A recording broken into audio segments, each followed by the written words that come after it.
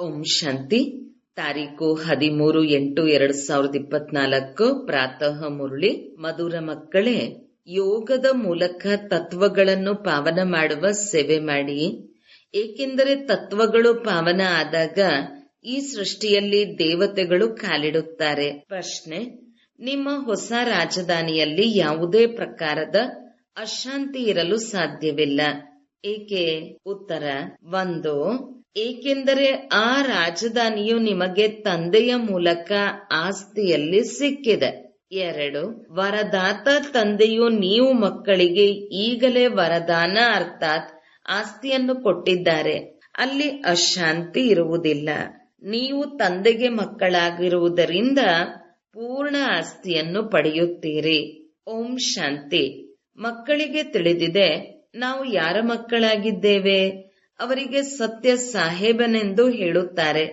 ಆದ್ದರಿಂದ ಇಂದಿನ ದಿನಗಳಲ್ಲಿ ನೀವು ಮಕ್ಕಳನ್ನು ಪ್ರಭುವಿನ ಸಂತಾನರೆಂದು ಹೇಳುತ್ತಾರೆ. ಸತ್ಯತೆಯ ಬಗ್ಗೆ ಒಂದು ಮಾತಿದೆ: ಸತ್ಯವನ್ನು ತಿನ್ನಬೇಕು, ಸತ್ಯವನ್ನೇ ತೊಡಬೇಕು. ಬಲೆ ಇದನ್ನು ಮನುಷ್ಯರು ರಚಿಸಿದ್ದಾರೆ, ಆದರೆ ಇದನ್ನು ತಂದೆಯು ತಿಳಿಸುತ್ತಾರೆ. ಮಕ್ಕಳಿಗೆ ಗೊತ್ತಿದೆ ತಂದೆ ಶ್ರೇಷ್ಠಾತಿ ಶ್ರೇಷ್ಠ ಆಗಿದ್ದಾರೆ. ಅವರ ಮಹಿಮೆ ಮಾಡುತ್ತಾರೆ.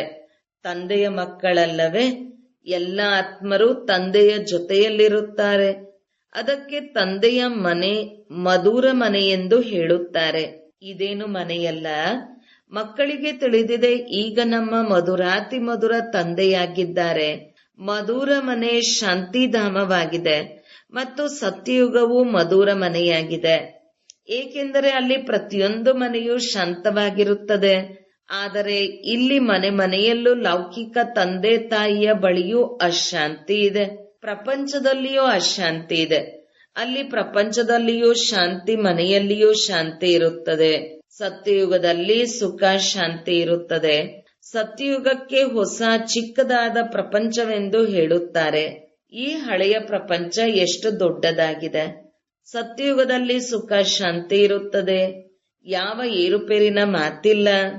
ಏಕೆಂದರೆ ಬೇಹದ್ದಿನ ತಂದೆಯಿಂದ ಸುಖ ಶಾಂತಿ ಆಸ್ತಿ ಸಿಕ್ಕಿದೆ. ಪುತ್ರವಾನ್ ಭವ, ಆಯುಷ್ಯವಾನ್ ಭವ ಎಂದು ಗುರಿ ಗೋಸಾಯಿಗಳು ಆಶೀರ್ವಾದ ಮಾಡುತ್ತಾರೆ. ಇವರೇನು ಹೊಸ ಆಶೀರ್ವಾದ ಮಾಡುವುದಿಲ್ಲ. ತಂದೆಯ ಆಸ್ತಿ ತಾನಾಗಿಯೇ ಸಿಗುತ್ತದೆ. ಈಗ ತಂದೆಯು ಮಕ್ಕಳಿಗೆ ಸ್ಮೃತಿ ತರಿಸಿದ್ದಾರೆ. ಪ್ರಪಂಚ ದುಃಖಿಯಾದಾಗ ಈ ತಂದೆಯನ್ನು ಭಕ್ತಿ ಮಾರ್ಗದಲ್ಲಿ ಎಲ್ಲಾ ಧರ್ಮದವರು ನೆನಪು ಮಾಡುತ್ತಾರೆ. ಇದು ಪತೀತ ಪ್ರಪಂಚವಾಗಿದೆ. ಹೊಸ ಪ್ರಪಂಚದಲ್ಲಿ ಸುಖ ಇರುತ್ತದೆ, ಅಶಾಂತಿಯ ಹೆಸರಿರುವುದಿಲ್ಲ. ಈಗ ನೀವು ಮಕ್ಕಳು ಪವಿತ್ರರು ಮತ್ತು ಗುಣವಂತರಾಗಬೇಕು. ಇಲ್ಲವಾದರೆ ಬಹಳ ಶಿಕ್ಷೆಯನ್ನು ಅನುಭವಿಸಬೇಕಾಗುತ್ತದೆ. ತಂದೆಯ ಜೊತೆಗೆ ಲೆಕ್ಕಾಚಾರವನ್ನು ಸಮಾಪ್ತಿ ಮಾಡಿಸುವವರು ಇದ್ದಾರೆ. ನ್ಯಾಯ ನಡೆಯುತ್ತದೆ. ಯಾರು ಒಳ್ಳೆಯ ರೀತಿಯಲ್ಲಿ ಶ್ರಮ ಪಡುವರೋ ಅವರು ಶಿಕ್ಷೆಯನ್ನು ಅನುಭವಿಸುವುದಿಲ್ಲ. ಪಾಪಗಳಿಗೆ ಶಿಕ್ಷೆಯಂತೂ ಅವಶ್ಯಕವಾಗಿ ಸಿಗುತ್ತದೆ. ಇದಕ್ಕೆ ಕರ್ಮಭೋಗವೆಂದು ಹೇಳುತ್ತಾರೆ. ಇದಂತೂ ರಾವಣ ಪರರಾಜ್ಯವಾಗಿದೆ. ಇದರಲ್ಲಿ ಅಪಾರ ದುಃಖವಿದೆ. ರಾಮರಾಜ್ಯದಲ್ಲಿ ಅಪಾರ ಸುಖವಿರುತ್ತದೆ. ನೀವಂತೂ ಅನೇಕರಿಗೆ ತಿಳಿಸಿಕೊಡುತ್ತೀರಿ. ಆದರೆ ಕೆಲವರು ಬೇಗನೆ ಅರ್ಥ ಮಾಡಿಕೊಳ್ಳುತ್ತಾರೆ. ಇನ್ನು ಕೆಲವರು ನಿಧಾನವಾಗಿ ಅರ್ಥ ಮಾಡಿಕೊಳ್ಳುತ್ತಾರೆ. ಕಡಿಮೆ ತಿಳಿದುಕೊಂಡರೆ ಇವರು ತಡವಾಗಿ ಭಕ್ತಿ ಮಾಡಿದ್ದಾರೆಂದು ತಿಳಿಯಿರಿ. ಪ್ರಾರಂಭದಿಂದ ಭಕ್ತಿ ಮಾಡಿದವರು ಜ್ಞಾನವನ್ನು ಸಹ ಬೇಗನೆ ತಿಳಿದುಕೊಳ್ಳುವರು. ಏಕೆಂದರೆ ಅವರು ಮೊದಲನೇ ನಂಬರಿನಲ್ಲಿ ಹೋಗಬೇಕಾಗಿದೆ. ನೀವು ಮಕ್ಕಳಿಗೆ ತಿಳಿದಿದೆ ನಾವು ಆತ್ಮಗಳು ಮಧುರ ಮನೆಯಿಂದ ಇಲ್ಲಿಗೆ ಬಂದಿದ್ದೇವೆ. ಸೈಲೆನ್ಸ್, ಮೂವಿ, ಟಾಕಿ ಇದೆಯಲ್ಲವೇ? ಮಕ್ಕಳು ಧ್ಯಾನದಲ್ಲಿ ಹೋದಾಗ ಅಲ್ಲಿ ಸನ್ನೆಯ ಭಾಷೆಯು ನಡೆಯುತ್ತದೆ ಎಂದು ಹೇಳುತ್ತಾರೆ. ಜ್ಞಾನ ಮಾರ್ಗದೊಂದಿಗೆ ಅದರ ಸಂಬಂಧವಿಲ್ಲ. ಮುಖ್ಯವಾದದ್ದು ತಮ್ಮನ್ನು ಆತ್ಮನೆಂದು ತಿಳಿದು ತಂದೆಯನ್ನು ನೆನಪು ಮಾಡುವುದು. ಮತ್ಯಾವುದೇ ಸಂಬಂಧವಿಲ್ಲ. ತಂದೆಯು ನಿರಾಕಾರನಾಗಿದ್ದಾರೆ. ಮಕ್ಕಳಾದ ಆತ್ಮರು ಸಹ ಈ ಶರೀರದಲ್ಲಿ ನಿರಾಕಾರಿಯಾಗಿದ್ದೀರಿ. ಬೇರೆ ಯಾವ ಮಾತು ಬರುವುದೇ ಇಲ್ಲ. ಆತ್ಮನ ಪ್ರೀತಿಯು ಒಬ್ಬ ಪರಮಾತ್ಮನ ಜೊತೆ ಇದೆ. ಎಲ್ಲರ ಶರೀರಗಳು ಪತೀತವಾಗಿವೆ. ಆದ್ದರಿಂದ ಪತೀತ ಶರೀರದೊಂದಿಗೆ ಪ್ರೀತಿ ಇರಲು ಸಾಧ್ಯವಿಲ್ಲ. ಆತ್ಮ ಪಾವನವಾದರೂ ಶರೀರ ಪತೀತವಾಗಿದೆ. ಪತೀತ ಪ್ರಪಂಚದಲ್ಲಿ ಶರೀರವು ಪಾವನವಾಗುವುದೇ ಇಲ್ಲ. ಆತ್ಮವು ಇಲ್ಲಿಯೇ ಪಾವನವಾಗಬೇಕು. ಆಗ ಹಳೆಯ ಶರೀರಗಳು ವಿನಾಶವಾಗುವುವು. ಆತ್ಮವು ಅವಿನಾಶಿಯಾಗಿದೆ. ಬೇಹದ್ದಿನ ತಂದೆಯನ್ನು ನೆನಪು ಮಾಡಿ ಪಾವನವಾಗುವುದು ಆತ್ಮದ ಕೆಲಸವಾಗಿದೆ. ಆತ್ಮವು ಪಾವನವಾಗಿದ್ದಾಗ ಶರೀರವು ಪಾವನ ಆಗಿರುವಂತಹದೇ ಬೇಕು. ಇದು ಹೊಸ ಪ್ರಪಂಚದಲ್ಲಿ ಸಿಗುತ್ತದೆ. ಬಲೆ ಆತ್ಮವು ಪಾವನವಾಗುತ್ತದೆ.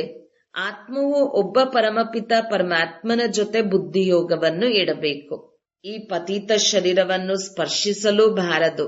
ತಂದೆಯು ಹೀಗೆ ಆತ್ಮಗಳೊಂದಿಗೆ ಮಾತನಾಡುತ್ತಾರೆ. ಅರಿತುಕೊಳ್ಳುವ ಮಾತುಗಳಲ್ಲವೇ? ಸತ್ಯಯುಗದಿಂದ ಹಿಡಿದು ಕಲಿಯುಗದವರೆಗೂ ಶರೀರದಲ್ಲಿ ಸಿಕ್ಕಿ ಹಾಕಿಕೊಂಡಿರುವಿರಿ. ಸತ್ಯಯುಗದಲ್ಲಿ ಆತ್ಮ ಮತ್ತು ಶರೀರ ಪವಿತ್ರವಾಗಿರುವುದರಿಂದ ಆತ್ಮ ವಿಕಾರಿಯಾಗುವುದಿಲ್ಲ. ವಲ್ಲಭಾಚಾರಿಗಳು ಸ್ಪರ್ಶಿಸಲು ಬಿಡುವುದಿಲ್ಲ. ಅವರು ಆತ್ಮವೇನು ನಿರ್ವಿಕಾರಿ ಪಾವನವಾಗಿರುವುದಿಲ್ಲ ಎನ್ನುವುದು ನಿಮಗೆ ತಿಳಿದಿದೆ. ಕೇವಲ ಅದೊಂದು ವಲ್ಲಭಾಚಾರಿ ಪಂಥವಾಗಿದೆ. ಆದರೆ ನಾವು ವಿಕಾರಿ ಅಪವಿತ್ರರಾಗಿದ್ದೇವೆ. ಈ ಶರೀರವು ಭ್ರಷ್ಟಾಚಾರದಿಂದ ಜನ್ಮ ಪಡೆದುಕೊಂಡಿದೆ ಎಂದು ಅವರಿಗೆ ತಿಳಿದಿಲ್ಲ. ಈ ಮಾತುಗಳನ್ನು ತಂದೆಯು ಬಂದು ತಿಳಿಸುತ್ತಾರೆ. ಆತ್ಮವು ಪಾವನವಾದಾಗ ಶರೀರವನ್ನು ಬದಲಾಯಿಸಬೇಕಾಗುತ್ತದೆ. ಪಂಚತತ್ವಗಳು ಪಾವನವಾದಾಗ ಶರೀರವು ಪಾವನವಾಗುತ್ತದೆ. ಸತ್ಯಯುಗದಲ್ಲಿ ತತ್ವಗಳು ಸಹ ಪವಿತ್ರವಾಗಿರುತ್ತವೆ. ಆದ್ದರಿಂದ ಶರೀರ ಪವಿತ್ರವಾಗಿರುತ್ತದೆ. ದೇವತೆಗಳು ಪತೀತ ಶರೀರದಲ್ಲಿ ಪತೀತ ಧರಣಿಯಲ್ಲಿ ಪಾದವನ್ನಿಡುವುದಿಲ್ಲ. ಅವರ ಆತ್ಮ ಮತ್ತು ಶರೀರ ಎರಡೂ ಪಾವನವಾಗಿರುತ್ತದೆ. ಪಾವನವಾಗಿರುವುದರಿಂದ ಅವರು ಸತ್ಯಯುಗದಲ್ಲಿಯೇ ಹೆಜ್ಜೆಯನ್ನಿಡುತ್ತಾರೆ. ಇದು ಪತಿತ ಪ್ರಪಂಚವಾಗಿದೆ. ಆತ್ಮವು ಪಾರಲೌಕಿಕ ತಂದೆಯಿಂದ ಪರಮಾತ್ಮನನ್ನು ನೆನಪು ಮಾಡುತ್ತದೆ. ಒಬ್ಬರು ಶರೀರದ ತಂದೆ, ಇನ್ನೊಬ್ಬರು ಅಶರೀರಿ ತಂದೆ. ಅಶರೀರಿ ತಂದೆಯನ್ನು ನೆನಪು ಮಾಡುತ್ತಾರೆ, ಏಕೆಂದರೆ ಅವರಿಂದ ಇಂತಹ ಸುಖದ ಆಸ್ತಿಯು ಅವಶ್ಯಕವಾಗಿ ಸಿಕ್ಕಿದೆ. ಅಂದ ಮೇಲೆ ನೆನಪು ಮಾಡದೇ ಇರಲು ಸಾಧ್ಯವಿಲ್ಲ. ಈ ಸಮಯದಲ್ಲಿ ತಮೋಪ್ರಧಾನರಾಗಿದ್ದರೂ ಸಹ ಅವಶ್ಯಕವಾಗಿ ತಂದೆಯನ್ನು ನೆನಪು ಮಾಡುತ್ತೀರಿ. ಆದರೆ ನಂತರ ಈಶ್ವರ ಸರ್ವವ್ಯಾಪಿ ಎನ್ನುವ ಉಲ್ಟಾ ಶಿಕ್ಷಣವು ಸಿಗುತ್ತದೆ ಮತ್ತು ಮನುಷ್ಯನು ಮನುಷ್ಯನೇ ಆಗುತ್ತಾನೆಂದು ಮಾತಿನಲ್ಲಿ ತಬ್ಬಿಬಾಗುತ್ತಾರೆ. ಇವೆಲ್ಲ ಮಾತುಗಳನ್ನು ತಂದೆ ಬಂದು ತಿಳಿಸುತ್ತಾರೆ. ತಂದೆಯು ಬಂದು ಮನ್ಮನಾಭೋಧ ಮಂತ್ರವನ್ನು ಕೊಡುತ್ತಾರೆ. ಅದರ ಅರ್ಥವೂ ಇರಬೇಕು. ತಮ್ಮನ್ನು ಆತ್ಮವೆಂದು ತಿಳಿದು ತಂದೆಯನ್ನು ನೆನಪು ಮಾಡಿ. ಇದೇ ಗುಂಗಿರಲಿ. ಇದರಿಂದ ನೀವು ಪಾವನರಾಗುತ್ತೀರಿ. ದೇವತೆಗಳು ಪವಿತ್ರರಾಗಿರುತ್ತಾರೆ. ಈಗ ತಂದೆಯು ಬಂದು ಪುನಃ ಅಂತಹ ಪವಿತ್ರರನ್ನಾಗಿ ಮಾಡುತ್ತಾರೆ. ಸನ್ಮುಖದಲ್ಲಿ ಗುರಿ ಉದ್ದೇಶವನ್ನು ಮುಂದಿಡುತ್ತಾರೆ. ಹೇಗೆ ಮೂರ್ತಿಯನ್ನು ಮಾಡುವವರು ಮನುಷ್ಯರನ್ನು ನೋಡಿ ತಕ್ಷಣ ಅದರ ಪ್ರತಿಮೆಯನ್ನು ಮಾಡುತ್ತಾರೆ. ಅವರು ಜೀವಂತವಾಗಿ ಸನ್ಮುಖದಲ್ಲಿ ಕುಳಿತಿರುವಂತೆ ಮಾಡುತ್ತಾರೆ. ಆದರೂ ಅದು ಜಡ ಪ್ರತಿಮೆಯಾಗಿದೆ. ಇಲ್ಲಿ ತಂದೆಯು ನಿಮಗೆ ತಿಳಿಸುತ್ತಾರೆ, ಮಕ್ಕಳೇ, ನೀವು ಇಂತಹ ಚೈತನ್ಯ ಲಕ್ಷ್ಮೀ ನಾರಾಯಣರು ಆಗಬೇಕು. ಹೇಗಾಗುತ್ತೀರಿ? ನೀವು ಈ ವಿದ್ಯೆ ಮತ್ತು ಪವಿತ್ರತೆಯಿಂದಲೇ ಮನುಷ್ಯರಿಂದ ದೇವತೆಗಳಾಗುತ್ತೀರಿ. ಈ ಶಾಲೆಯು ಮನುಷ್ಯರಿಂದ ದೇವತೆಗಳಾಗುವುದಾಗಿದೆ. ಅವರು ಬಹಳಷ್ಟು ಮಾಡುತ್ತಾರೆ. ಅದಕ್ಕೆ ಕಲೆ ಎಂದು ಹೇಳಲಾಗುತ್ತದೆ. ಚಾಚು ತಪ್ಪದೆ ಅದು ಮುಖವನ್ನು ತಯಾರಿಸುತ್ತಾರೆ. ಇದರಲ್ಲಿ ಅಂತಹ ಮಾತೇ ಇಲ್ಲ.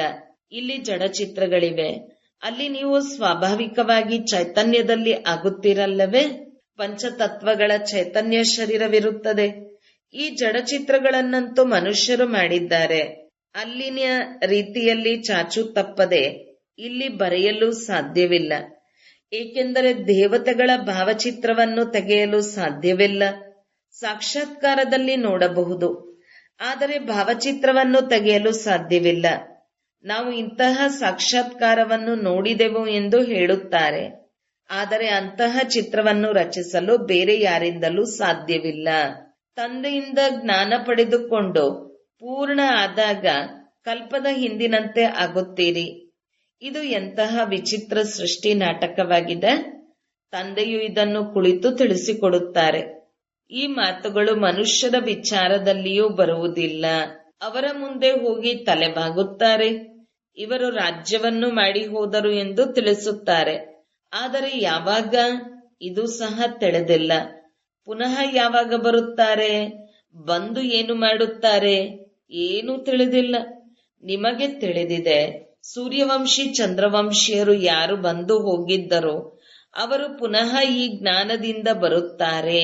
ವಿಚಿತ್ರವಾಗಿದೆಯಲ್ಲವೇ? ಆದ್ದರಿಂದ ಈಗ ತಂದೆಯು ತಿಳಿಸುತ್ತಾರೆ, ಮಕ್ಕಳೇ, ಇಂತಹ ಪುರುಷಾರ್ಥ ಮಾಡಿದರೆ ನೀವು ದೇವತೆಗಳಾಗುತ್ತೀರಿ. ಸತ್ಯಯುಗದಲ್ಲಿ ಯಾವ ಚಟುವಟಿಕೆಗಳು ನಡೆದಿದ್ದವೋ ಅದೇ ನಡೆಯುತ್ತದೆ. ಎಷ್ಟು ಅದ್ಭುತವಾದ ಜ್ಞಾನವಾಗಿದೆ. ಹೃದಯ ಸ್ವಚ್ಛವಾಗಿದ್ದಾಗ ಮಾತ್ರ ಈ ಜ್ಞಾನ ನಿಲ್ಲುತ್ತದೆ. ಎಲ್ಲರ ಬುದ್ಧಿಯಲ್ಲಿ ಈ ಮಾತುಗಳು ನಿಲ್ಲಲು ಸಾಧ್ಯವಿಲ್ಲ. ಪರಿಶ್ರಮವಿಲ್ಲದೆ ಫಲ ಸಿಗುತ್ತದೆಯೇ? ತಂದೆಯಂತೂ ಪುರುಷಾರ್ಥ ಮಾಡಿಸುತ್ತಾರೆ. ನಾಟಕದ ಅನುಸಾರವೇ ಆಗುತ್ತದೆ. ಆದರೂ ಪುರುಷಾರ್ಥ ಮಾಡಬೇಕು. ನಾಟಕದಲ್ಲಿದ್ದರೆ ನಮ್ಮಿಂದ ಪುರುಷಾರ್ಥ ನಡೆಯುತ್ತದೆ ಎಂದು ಸುಮ್ಮನೆ ಕುಳಿತು ಬಿಡುವುದಲ್ಲ. ನಮ್ಮ ಅದೃಷ್ಟದಲ್ಲಿದ್ದರೆ ಪುರುಷಾರ್ಥವು ನಡೆಯುವುದೆಂದು ತಿಳಿಯುವಂತಹ ಕಾಡು ವಿಚಾರದವರು ಅನೇಕರಿದ್ದಾರೆ. ಅರೆ, ಪುರುಷಾರ್ಥವಂತೂ ನೀವು ಮಾಡಲೇಬೇಕು. ಪುರುಷಾರ್ಥ ಮತ್ತು ಪ್ರಾರಬ್ಧವಿರುತ್ತದೆ. ಪುರುಷಾರ್ಥ ದೊಡ್ಡದೋ ಅಥವಾ ಪ್ರಾರಬ್ಧ ದೊಡ್ಡದೋ ಎಂದು ಮನುಷ್ಯರು ಕೇಳುತ್ತಾರೆ. ಈ ಪ್ರಾರಬ್ಧವನ್ನಂತೂ ದೊಡ್ಡದಾಗಿದೆ. ಆದರೆ ಪುರುಷಾರ್ಥವನ್ನು ದೊಡ್ಡದನ್ನಾಗಿ ಇಡಲಾಗಿದೆ. ಏಕೆಂದರೆ ಇದರಿಂದಲೇ ಪ್ರಾರಬ್ಧ ಸಿಗುತ್ತದೆ. ಮನುಷ್ಯಾತ್ಮನಿಗೆ ಪುರುಷಾರ್ಥದಿಂದಲೇ ಎಲ್ಲವೂ ಸಿಗುತ್ತದೆ. ಪ್ರತಿಯೊಬ್ಬ ಮನುಷ್ಯಾತ್ಮನಿಗೂ ಪುರುಷಾರ್ಥದಿಂದಲೇ ಎಲ್ಲವೂ ಸಿಗುತ್ತದೆ. ಕೆಲವರು ಇಂತಹ ಕಲ್ಲು ಬುದ್ಧಿಯವರಿರುತ್ತಾರೆ. ಅವರು ಅದನ್ನು ವಿರುದ್ಧವಾಗಿ ತೆಗೆದುಕೊಳ್ಳುತ್ತಾರೆ. ಆಗ ಅವರ ಅದೃಷ್ಟದಲ್ಲಿಲ್ಲವೆಂದು ತಿಳಿಯಬೇಕಾಗುತ್ತದೆ. ಇಲ್ಲಿ ಮಕ್ಕಳಿಗೆ ಎಷ್ಟು ಪುರುಷಾರ್ಥ ಮಾಡಿಸುತ್ತೀರೋ ಹಗಲು ರಾತ್ರಿ ತಿಳಿಸುತ್ತಾರೆ. ಆದ್ದರಿಂದ ತಮ್ಮ ನಡವಳಿಕೆಯನ್ನು ಅವಶ್ಯಕವಾಗಿ ಸುಧಾರಣೆ ಮಾಡಿಕೊಳ್ಳಬೇಕು. ಪಾವನರಾಗುವುದು ನಂಬರ್ 1 ನಡವಳಿಕೆಯಾಗಿದೆ. ದೇವತೆಗಳಂತೂ ಪಾವನವಾಗಿದ್ದಾರೆ. ನಂತರ ಯಾವಾಗ ಕೆಳಗಿಳಿಯುತ್ತಾರೆ, ನಡವಳಿಕೆಯು ಕೆಟ್ಟು ಹೋಗುತ್ತದೆ. ಮತ್ತೆ ಒಮ್ಮೆಲೆ ಪತೀತರಾಗುತ್ತಾರೆ. ಈಗ ನಿಮಗೆ ತಿಳಿದಿದೆ, ನಮ್ಮದು ಸುಂದರವಾದ ನಡವಳಿಕೆ ಇತ್ತು, ನಂತರ ಒಮ್ಮೆಲೆ ಬಿದ್ದು ಹೋದೆವು. ಎಲ್ಲವೂ ಪವಿತ್ರತೆಯ ಮೇಲೆ ಆಧಾರವಾಗಿದೆ. ಇದರಲ್ಲಿಯೇ ಬಹಳ ಕಷ್ಟವಾಗುತ್ತದೆ. ಮನುಷ್ಯರ ಕಣ್ಣುಗಳು ಬಹಳ ಮೋಸ ಮಾಡುತ್ತವೆ. ಏಕೆಂದರೆ ರಾವಣನ ರಾಜ್ಯದಲ್ಲಿದ್ದೀರಿ. ಸತ್ಯಯುಗದಲ್ಲಿ ಕಣ್ಣುಗಳು ಮೋಸ ಮಾಡುವುದೇ ಇಲ್ಲ. ಜ್ಞಾನದ 3ನೆಯ ನೇತ್ರವು ಸಿಕ್ಕಿಬಿಡುತ್ತದೆ. ಆದ್ದರಿಂದ ಧರ್ಮವೇ ಶಕ್ತಿ ಎಂದು ಹೇಳುತ್ತಾರೆ. ಸರ್ವಶಕ್ತಿವಂತ ತಂದೆಯೇ ಬಂದು ಈ ದೇವಿ ದೇವತಾ ಧರ್ಮವನ್ನು ಸ್ಥಾಪನೆ ಮಾಡುತ್ತಾರೆ. ಮಾಡುವುದೆಲ್ಲವೂ ಆತ್ಮನೇ, ಆದರೆ ಮನುಷ್ಯ ರೂಪದಲ್ಲಿ ಮಾಡುತ್ತಾರೆ. ಆ ತಂದೆಯು ಜ್ಞಾನ ಸಾಗರನಾಗಿದ್ದಾರೆ. ದೇವತೆಗಳಿಗಿಂತಲೂ ಇವರ ಮಹಿಮೆಯು ಸಂಪೂರ್ಣ ಭಿನ್ನವಾಗಿದೆ. ಅಂದ ಮೇಲೆ ಇಂತಹ ತಂದೆಯನ್ನು ಏಕೆ ನೆನಪು ಮಾಡುವುದಿಲ್ಲ? ಅವರಿಗೆ ಜ್ಞಾನಪೂರ್ಣ ಬೀಜರೂಪನೆಂದು ಹೇಳುತ್ತಾರೆ. ಅವರಿಗೆ ಸತ್ ಚಿತ್ತ ಆನಂದ ಸ್ವರೂಪನೆಂದು ಏಕೆ ಹೇಳುತ್ತಾರೆ? ಅವರು ವೃಕ್ಷದ ಬೀಜವಾಗಿದ್ದಾರೆ. ಆ ವೃಕ್ಷದ ಬೀಜಕ್ಕೂ ವೃಕ್ಷದ ಬಗ್ಗೆ ತಿಳಿದಿದೆಯಲ್ಲವೇ? ಆದರೆ ಅದು ಜಡವಾಗಿರುತ್ತದೆ. ಅದರಲ್ಲಿ ಆತ್ಮವು ಜಡವಾಗಿದೆ. ಮನುಷ್ಯನಲ್ಲಿ ಆತ್ಮವು ಚೈತನ್ಯವಾಗಿದೆ. ಚೈತನ್ಯ ಬೀಜಕ್ಕೆ ಜ್ಞಾನ ಸಾಗರನೆಂದು ಹೇಳುತ್ತಾರೆ. ವೃಕ್ಷವು ಚಿಕ್ಕದರಿಂದ ದೊಡ್ಡದಾಗುತ್ತದೆ ಅಂದಾಗ ಅವಶ್ಯಕವಾಗಿ ಆತ್ಮವಿದೆ ಎಂದರ್ಥ. ಆದರೆ ಅದು ಮಾತನಾಡುವುದಿಲ್ಲ. ಪರಮಾತ್ಮನ ಮಹಿಮೆ ಎಷ್ಟೊಂದಾಗಿದೆ. ಜ್ಞಾನ ಸಾಗರ. ಈ ಮಹಿಮೆಯು ಆತ್ಮದ್ದಲ್ಲ. ಪರಮ ಆತ್ಮನೆಂದು ಪರಮಾತ್ಮನ ಮಹಿಮೆ ಮಾಡುತ್ತಾರೆ. ಅವರನ್ನು ಈಶ್ವರನೆಂದು ಸಹ ಹೇಳುತ್ತಾರೆ. ಮೂಲ ಹೆಸರಾಗಿದೆ ಪರಮ ಪಿತ ಪರಮಾತ್ಮ. ಪರಂ ಅರ್ಥಾತ್ ಪಾರಲೌಕಿಕ. ಬಹಳ ದೊಡ್ಡ ಮಹಿಮೆ ಮಾಡುತ್ತಾರೆ. ಈಗ ದಿನ ಕಳೆದಂತೆ ಮಹಿಮೆಯು ಕಡಿಮೆಯಾಗುತ್ತದೆ. ಏಕೆಂದರೆ ಮೊದಲು ಬುದ್ಧಿಯು ಸತೋ ಆಗಿತ್ತು, ನಂತರ ರಜೋ ತಮೋ ಪ್ರಧಾನವಾಗಿ ಬಿಟ್ಟಿದೆ. ಈ ಎಲ್ಲ ಮಾತುಗಳನ್ನು ತಂದೆಯು ಬಂದು ತಿಳಿಸುತ್ತಾರೆ. ನಾನು ಪ್ರತಿ 5,000 ವರ್ಷಗಳ ನಂತರ ಬಂದು ಹಳೆಯ ಪ್ರಪಂಚವನ್ನು ಹೊಸದನ್ನಾಗಿ ಮಾಡುತ್ತೇನೆ. ಗಾಯನವೂ ಇದೆಯಲ್ಲವೇ, ಸತ್ಯಯುಗದ ಆದಿಯೂ ಸತ್ಯ, ಎಲ್ಲವೂ ಸತ್ಯ. ಒಂದು ಮಾತನ್ನು ಬಹಳ ಚೆನ್ನಾಗಿ ಬರೆದಿದ್ದಾರೆ, ಏಕೆಂದರೆ ಅವರು ಇಷ್ಟು ಪತಿತರಾಗಿರುವುದಿಲ್ಲ. ಭಾರತವಾಸಿಗಳೇ ಬಹಳ ಸತೋಪ್ರಧಾನವಾಗಿದ್ದೀರಿ. ಅವರೇ ಬಹಳ ಜನ್ಮಗಳ ನಂತರ ಅಂತ್ಯದಲ್ಲಿ ತಮೋಪ್ರಧಾನರಾಗಿದ್ದೀರಿ. ಅನ್ಯ ಧರ್ಮ ಸ್ಥಾಪಕರಿಗೆ ಈ ರೀತಿ ಹೇಳುವುದಿಲ್ಲ. ಅವರು ಸತೋಪ್ರಧಾನರೂ ಆಗುವುದಿಲ್ಲ, ಇಷ್ಟು ತಮೋಪ್ರಧಾನರೂ ಆಗುವುದಿಲ್ಲ. ಅವರು ಬಹಳ ಸುಖವನ್ನು ನೋಡಿಲ್ಲ, ಬಹಳ ದುಃಖವನ್ನು ನೋಡುವುದಿಲ್ಲ. ಎಲ್ಲರಿಗಿಂತ ಹೆಚ್ಚಿನ ತಮೋಪ್ರಧಾನ ಬುದ್ಧಿಯು ಯಾರದಾಗಿದೆ? ಯಾರು ಮೊದಲು ದೇವತೆಗಳಾಗಿದ್ದರೋ ಅವರೇ ಎಲ್ಲಾ ಧರ್ಮದವರಿಗಿಂತ ಹೆಚ್ಚು ಇಳಿದಿದ್ದಾರೆ. ಭಾರತದ ಮಹಿಮೆ ಮಾಡುತ್ತಾರೆ, ಏಕೆಂದರೆ ಬಹಳ ಹಳೆಯದಾಗಿದೆ. ವಿಚಾರ ಮಾಡಿದರೆ ಈ ಸಮಯದಲ್ಲಿ ಭಾರತವು ಬಹಳ ಕೆಳಗಿಳಿದಿದೆ. ಉತ್ಥಾನ ಮತ್ತು ಪತನ ಭಾರತದ್ದೇ ಆಗಿದೆ, ಅರ್ಥಾತ್ ದೇವಿ ದೇವತೆಗಳದ್ದಾಗಿದೆ. ಇದನ್ನು ಬುದ್ಧಿಯಿಂದ ಕೆಲಸ ತೆಗೆದುಕೊಳ್ಳಬೇಕು. ಸತೋಪ್ರಧಾನರಾಗಿದ್ದಾಗ ನಾವು ಬಹಳ ಸುಖವನ್ನು ನೋಡಿದೆವು, ನಂತರ ದುಃಖವನ್ನು ಬಹಳ ನೋಡಿದೆವು, ಏಕೆಂದರೆ ತಮೋಪ್ರಧಾನರಾಗಿದ್ದಾರೆ. 4 ಧರ್ಮಗಳು ಮುಖ್ಯವಾಗಿದೆ: ದೇವತಾ, ಇಸ್ಲಾಮಿ, ಬೌದ್ಧಿ, ಕ್ರಿಶ್ಚಿಯನ್. ಬಾಕಿ ಇದರಿಂದ ವೃದ್ಧಿಯಾಗುತ್ತಾ ಹೋಗುತ್ತದೆ. ನಾವು ಯಾವ ಧರ್ಮದವರೆಂದು ಭಾರತವಾಸಿಗಳಿಗೆ ತಿಳಿಯುವುದೇ ಇಲ್ಲ.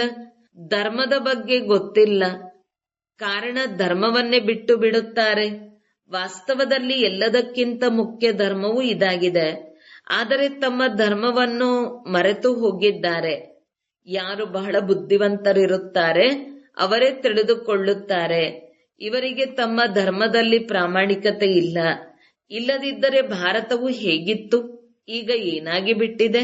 ತಂದೆಯು ತಿಳಿಸುತ್ತಾರೆ, ಮಕ್ಕಳೇ ನೀವು ಏನಾಗಿದ್ದೀರಿ. ಪೂರ್ಣ ಚರಿತ್ರೆಯನ್ನು ತಂದೆಯು ತಿಳಿಸುತ್ತಾರೆ. ನೀವು ದೇವತೆಗಳಾಗಿದ್ದೀರಿ, ಈಗ ಪುನಃ ದೈವಿ ಸಂಪ್ರದಾಯದವರಾಗುತ್ತಿದ್ದೀರಿ. ಭಗವಾನ್ ವಾಚ, ಕಲ್ಪ ಕಲ್ಪವೂ ನಾನು ಮಕ್ಕಳಿಗೆ ತಿಳಿಸಿ ಈಶ್ವರೀಯ ಸಂಪ್ರದಾಯದವರನ್ನಾಗಿ ಮಾಡುತ್ತೇನೆ. ಒಳ್ಳೆಯದು. ಮಧುರಾತಿ ಮಧುರ ಅಗಲಿ ಸಿಕ್ಕಿರುವ ಮಕ್ಕಳ ಪ್ರತಿ ಮಾತಪಿತಾ ಬಾಪ್ ದಾದರವರ ನೆನಪು, ಪ್ರೀತಿ ಹಾಗೂ ಸುಪ್ರಭಾತ. ಆತ್ಮೀಯ ಮಕ್ಕಳಿಗೆ ಆತ್ಮೀಯ ತಂದೆಯ ನಮಸ್ತೆ. ಧಾರಣೆಗಾಗಿ ಮುಖ್ಯ ಸಾರ. 1. ತಮ್ಮ ಹೃದಯದ ಸ್ವಚ್ಛತೆಯಿಂದ ತಂದೆಯ ಅದ್ಭುತ ಜ್ಞಾನವನ್ನು ಜೀವನದಲ್ಲಿ ಧಾರಣೆ ಮಾಡಬೇಕು. ಪುರುಷಾರ್ಥದಿಂದ ಶ್ರೇಷ್ಠ ಪ್ರಾರಬ್ಧವನ್ನು ಮಾಡಿಕೊಳ್ಳಬೇಕು. ನಾಟಕವೆಂದು ಹೇಳಿ ನಿಂತು ಬಿಡಬಾರದು. 2. ರಾವಣ ರಾಜ್ಯದಲ್ಲಿ ವಿಕಾರಿ ಕಣ್ಣುಗಳು ಮೋಸದಿಂದ ಪಾರಾಗಲು 3ನೆಯ ನೇತ್ರದಿಂದ ನೋಡುವ ಅಭ್ಯಾಸ ಮಾಡಬೇಕು. ನಂಬರ್ 1 ನಡವಳಿಕೆಯಾದ ಪವಿತ್ರತೆಯನ್ನು ಧಾರಣೆ ಮಾಡಬೇಕು. ವರದಾನ: ಬ್ರಾಹ್ಮಣ ಜನ್ಮದ ಜನ್ಮಪತ್ರಿಕೆಯನ್ನು ತಿಳಿದುಕೊಂಡು ಸದಾ ಖುಷಿಯಲ್ಲಿರುವಂತಹ ಶ್ರೇಷ್ಠ ಭಾಗ್ಯವಾನ್ ಭವ. ಬ್ರಾಹ್ಮಣ ಜೀವನವು ಹೊಸ ಜೀವನವಾಗಿದೆ. ಬ್ರಾಹ್ಮಣರು ಆದಿಯಲ್ಲಿ ದೇವಿ ದೇವತಾ ಆಗಿದ್ದಾರೆ, ಮತ್ತೆ ಈಗ ಬಿಕೆ ಆಗಿದ್ದಾರೆ. ಬ್ರಾಹ್ಮಣ ಜನ್ಮ ಪತ್ರಿಕೆಯಲ್ಲಿ 3 ಕಾಲಗಳು ಅತ್ಯುತ್ತಮವಾಗಿದೆ. ಏನಾಯಿತು, ಅದು ಒಳ್ಳೆಯದು. ಮತ್ತೆ ಏನಾಗುತ್ತದೆ, ಅದು ಇನ್ನೂ ಒಳ್ಳೆಯುವುದಾಗಿದೆ. ಮತ್ತು ಏನಾಗುವುದಿದೆಯೋ ಅದು ಬಹಳ ಬಹಳ ಒಳ್ಳೆಯದು. ಬ್ರಾಹ್ಮಣ ಜೀವನದ ಜನ್ಮ ಪತ್ರಿಕೆಯು ಸದಾ ಕಾಲವು ಒಳ್ಳೆಯದಾಗಿದೆ, ಗ್ಯಾರಂಟಿ ಇದೆ. ಅಂದ ಮೇಲೆ ಸದಾ ಇದೇ ಖುಷಿಯಲ್ಲಿರಿ. ಸ್ವಯಂ ಭಾಗ್ಯವಿದಾತ ತಂದೆಯು ಭಾಗ್ಯದ ಶ್ರೇಷ್ಠ ರೇಖೆಯನ್ನೆಳೆದರು, ತಮ್ಮವರನ್ನಾಗಿ ಮಾಡಿಕೊಂಡು ಬಿಟ್ಟರು. ಸ್ಲೋಗನ್: ಏಕರಸ ಸ್ಥಿತಿಯ ಅನುಭವವನ್ನು ಮಾಡಬೇಕೆಂದರೆ ಒಬ್ಬ ತಂದೆಯೊಂದಿಗೆ ಸರ್ವ ಸಂಬಂಧಗಳ ರಸ ಪ್ರಾಪ್ತಿಯನ್ನು ಪಡೆದುಕೊಳ್ಳಿರಿ. ಓಂ ಶಾಂತಿ.